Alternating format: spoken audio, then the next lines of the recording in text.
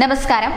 18ാം ലോക്സഭാ സമ്മേളനം അതിന്റെ 4ാം ദിവസം എത്തി നിൽക്കുമ്പോൾ രാജ്യത്തെ നിർണായകമായ ചില സംഭവങ്ങളാണ് രാഷ്ട്രപതി പാർലമെന്റിൽ ചർച്ചയാക്കിയത്. രാജ്യത്തിന്റെ സാമ്പത്തിക വളർച്ച, CAA, നീറ്റ് പരീക്ഷയിലെ ക്രമക്കേട്, വടക്ക് കിഴക്കൻ മേഖലയിലെ പ്രശ്നപരിഹാരം, ആഗോള പ്രശ്നങ്ങൾ, വനിതാ സംവരണം, വരാനിരിക്കുന്ന ബജറ്റ് തുടങ്ങി അടിയന്തരാവസ്ഥ കാലത്തെയും ചൂണ്ടിക്കാണിച്ചുകൊണ്ടുള്ളതായിരുന്നു രാഷ്ട്രപതിയുടെ 18ാം ലോക്സഭയിലെ ആദ്യത്തെ പ്രസംഗം. 10 വർഷത്തിനുള്ളിൽ 11ാം സ്ഥാനത്തായിരുന്ന ഇന്ത്യയെ 5ാമത്തെ വലിയ സാമ്പത്തിക രാഷ്ട്രമാക്കി മാറ്റാൻ മോദി സർക്കാരിന് കഴിഞ്ഞു എന്നുള്ളത് രാജ്യത്തിന്റെ കുതിപ്പാണ്. ലോകത്തെ 3ാമത്തെ സാമ്പത്തിക ശക്തിയായി ഇന്ത്യയെ വളർത്താനാണ് സർക്കാർ ശ്രമിക്കുന്നത് എന്നുള്ള രാഷ്ട്രപതിയുടെ വാക്കുകൾ ഇന്ത്യൻ ജനതയ്ക്ക് നൽകുന്നത് വളരെ വലിയൊരു പ്രതീക്ഷയാണ്. സർക്കാർ അവതരിപ്പിക്കാൻ പോകുന്ന ബജറ്റ് സർക്കാരിന്റെ ഭാവി കാഴ്ചപ്പാടുകൾ വ്യക്തമാക്കുന്ന ഒന്നായിരിക്കും. വലിയ സാമ്പത്തിക സാമൂഹിക തീരുമാനങ്ങൾക്കൊപ്പം വലിയ ചരിത്രപരമായ ചുവടുകളും ബജറ്റിലുണ്ടാകും.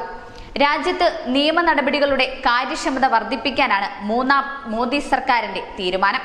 അതിനായി ജൂലൈ 1 മുതൽ ഭാരതീയ ന്യായ സംഹിത ഇന്ത്യയിൽ നിലവിൽ വരുമെന്ന് രാഷ്ട്രപതി ഉറപ്പു നൽകിയിട്ടുണ്ട്. ഇത് ജനാധിപത്യത്തെ താഴ്ത്തിക്കെട്ടാനുള്ള എല്ലാ ശ്രമവും ഇല്ലാതാക്കും എന്നതിൽ സംശയമില്ല. നീറ്റ് പരീക്ഷയുമായി ബന്ധപ്പെട്ട ക്രമക്കേട് രാഷ്ട്രപതി പാർലമെന്റിൽ പരാമർശിക്കുകയും ഉന്നതതലത്തിൽ അന്വേഷിക്കപ്പെടാൻ വേണ്ട നടപടികൾ സ്വീകരിക്കാൻ ആഹ്വാനം ചെയ്യുകയും ചെയ്തു. കർഷകർക്കായി സർക്കാർ 3.20 ലക്ഷം കോടി രൂപയാണ് PM കിസാൻ സമ്മാൻ നിധി പ്രകാരം ചെലവഴിച്ചത്.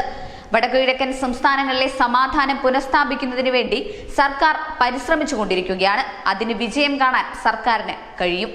18ാം ലോക്സഭാ സമ്മേളനത്തിന്റെ തുടക്കത്തിൽ തന്നെ ചർച്ചയായ വിഷയമാണ് അടിയന്തരാവസ്ഥ കാലഘട്ടം. അന്ന് ഭരണഘടനയെ കുഴിച്ചുമൂടിയവർ തന്നെ ഇന്നതിന്റെ മൂല്യത്തെ സംരക്ഷിക്കണം എന്ന് പറഞ്ഞു വന്നപ്പോൾ മിണ്ടാതിരിക്കാൻ ഭാരതീയ ജനതാ പാർട്ടിക്ക് കഴിഞ്ഞില്ല. ചരിത്രത്തിലെ ഏറ്റവും വലിയ ഇരുളടഞ്ഞ അധ്യായത്തെക്കുറിച്ച് BJP നേതാക്കൾ ആവർത്തിച്ച് സംസാരിച്ചുകൊണ്ടേയിരുന്നു. അടിയന്തരാവസ്ഥ കാലത്ത് മുഴുവൻ രാജ്യവും അരാജകത്വത്തിലേക്ക് കൂപ്പുകുത്തിയത് രാഷ്ട്രപതിയും പാർലമെന്റിൽ പരാമർശിച്ചു. അതിനിടെ നാടകീയമായ രംഗങ്ങളാണ് പാർലമെന്റിൽ അരങ്ങേറിയത്. മദ്യനയക്കേസിൽ ഡൽഹി മുഖ്യമന്ത്രി അരവിന്ദ് കെജ്രിവാളിന്റെ അറസ്റ്റിനെതിരെ രാഷ്ട്രപതിയുടെ പ്രസംഗം ആം ആദ്മി പാർട്ടി ബഹിഷ്കരിച്ചു. രാജ്യത്തിന്റെ നന്മയ്ക്കായി 3ാം മോദി സർക്കാർ ശ്രമിക്കുമ്പോൾ അതിന് തടയിടാനാണ് പ്രതിപക്ഷത്തിലെ ഘടക കക്ഷികൾ ഉൾപ്പെടെയുള്ളവർ ശ്രമിച്ചുകൊണ്ടിരിക്കുന്നത്.